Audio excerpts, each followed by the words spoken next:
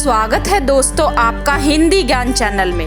हिंदी व्याकरण का आज का हमारा विषय है क्रिया एवं उसके भेद। इस वीडियो में हम क्रिया व रचना के आधार पर क्रिया के भेदों को जानेंगे। इसे अंत तक जरूर देखें ताकि आपको क्रिया क्या होती है और सकर्मक क्रिया और अकर्मक क्रिया की जानकारी हो सके। चलिए शुरू करते हैं। सबसे पहले हम क्रिया को समझेंगे। जिस शब्द से किसी काम का करना या होना समझा जाए उसे क्रिया कहते हैं, जैसे पढ़ना, खाना, पीना, जाना आदि। क्रिया एक विकारी शब्द है जिसके रूप लिंग, वचन और पुरुष के अनुसार बदलते हैं या जिन शब्दों का रूप परिवर्तन होता है वे विकारी शब्द कहलाते हैं, जैसे अच्छा, अच्छे, अच्छी। विकारी शब्द के 4 भेद होते हैं: संज्ञा, सर्वनाम, विशेषण, क्रिया। इसमें क्रिया भी आता है, इसीलिए क्रिया एक विकारी शब्द है। अब हम धातु को समझेंगे। क्रिया का मूल धातु है।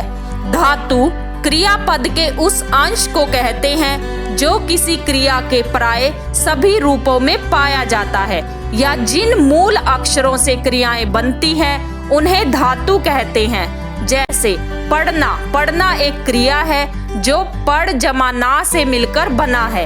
इसमें पढ़ धातु है और ना प्रत्यय है। खाना एक क्रिया है जो खा जमा ना से मिलकर बना है। इसमें खा धातु है और ना प्रत्यय है। क्रियाएं धातु में ना प्रत्यय जोड़कर बनती हैं। हिंदी में क्रिया का सामान्य रूप मूल धातु में ना प्रत्यय जोड़कर बनाया जाता है। क्रियाएं धातुओं के अलावा संज्ञा और विशेषण से भी बनती हैं, जैसे काम जमा आना, कमाना, चीकना जमा आना, चिकनाना, दुहरा जमा आना, दुहराना आदि। अब हम क्रिया के भेदों को विस्तार से जानेंगे। रचना की दृष्टि से क्रिया के 2 भेद होते हैं: सकर्मक क्रिया, अकर्मक क्रिया। सबसे पहले है सकर्मक क्रिया। सकर्मक क्रिया उसे कहते हैं जिसका कर्म हो या जिस क्रिया के साथ कर्म आता है, अर्थात जिस क्रिया के व्यापार का संचालन तो कर्ता से हो पर जिसका फल किसी दूसरे व्यक्ति या वस्तु अर्थात कर्म पर पड़े उसे सकर्मक क्रिया कहते हैं। इसमें कर्ता, क्रिया और कर्म तीनों उपस्थित होते हैं। कर्ता क्या होता है? जो वाक्य में काम करने वाला है। कर्म क्या होता है? क्रिया का प्रभाव जिस पर पड़ता है। उदाहरण देखिए, श्याम आम खाता है। इस वाक्य में श्याम कर्ता है, खाता क्रिया है और आम कर्म है। इसमें कर्ता, क्रिया और कर्म तीनों उपस्थित हैं, इसीलिए सकर्मक क्रिया है। राम किताब पढ़ता है। इसमें राम कर्ता है, पढ़ता क्रिया है और किताब कर्म है। इसमें तीनों उपस्थित हैं, कर्ता, क्रिया और कर्म, इसीलिए सकर्मक क्रिया है। राहुल ने केला खाया। इसमें राहुल कर्ता है, खाया क्रिया है और केला कर्म है। इसमें कर्ता, कर्म और क्रिया तीनों उपस्थित हैं, इसीलिए सकर्मक क्रिया है। दूसरा है अकर्मक क्रिया। अजमा कर्मक अर्थात कर्म रहित या कर्म के बिना जिन क्रियाओं का व्यापार और फल कर्ता पर हो वे अकर्मक क्रियाएं कहलाती हैं। अकर्मक क्रियाओं का कर्म नहीं होता, अर्थात इसमें कर्ता और क्रिया तो होते हैं लेकिन कर्म नहीं होता। उदाहरण देखिए, श्याम सोता है। इस वाक्य में श्याम कर्ता है और सोना क्रिया है। सोने की क्रिया श्याम के द्वारा ही पूरी होती है। इसमें कोई कर्म नहीं है, इसीलिए अकर्मक क्रिया है। रवि खाता है। इस वाक्य में रवि कर्ता है और खाना क्रिया है। रवि द्वारा ही खाने की क्रिया को पूरा किया गया है। इसमें कोई कर्म नहीं है, इसीलिए अकर्मक क्रिया है। वह बहुत तेज दौड़ता है।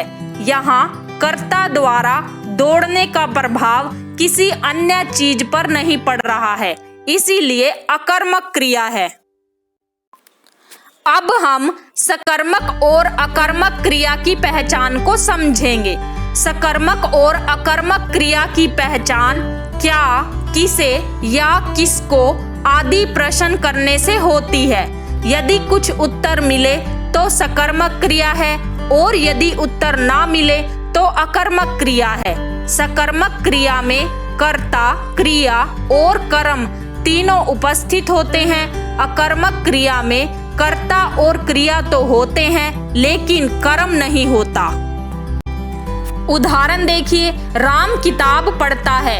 इस वाक्य में हम प्रश्न करते हैं राम क्या पढ़ता है, उत्तर आता है किताब, तो सकर्मक क्रिया है। राम करता है, किताब कर्म है और पढ़ता क्रिया है। इसमें तीनों उपस्थित हैं तो भी सकर्मक क्रिया है। श्याम खाना खाता है। इस वाक्य में हम प्रश्न करते हैं श्याम क्या खाता है, उत्तर मिलता है खाना, तो सकर्मक क्रिया है। श्याम करता है, खाना कर्म है और खाता क्रिया है, तो सकर्मक क्रिया है। आगे देखिए, राधा गाती है। इस वाक्य में हम प्रश्न करते हैं कि राधा क्या गाती है, उत्तर कुछ नहीं मिला तो अकर्मक क्रिया है। इसमें राधा करता है और गाती क्रिया है, इसमें कर्म नहीं है, इसीलिए अकर्मक क्रिया है। बच्चे खेलते हैं। इस वाक्य में हम प्रश्न करते हैं बच्चे क्या खेलते हैं, उत्तर कुछ नहीं मिला तो अकर्मक क्रिया है। इसमें बच्चे करता है और खेलते क्रिया है, इसमें कर्म नहीं है, इसीलिए अकर्मक क्रिया है। ये क्रिया व रचना के आधार पर उसके भेद हैं जिन्हें हमने विस्तार से जाना है। अगर आपको यह जानकारी अच्छी लगी हो तो चैनल को लाइक और सब्सक्राइब करना ना भूलें ताकि आपको इसी तरह की और जानकारी आसानी से मिलती रहे। धन्यवाद।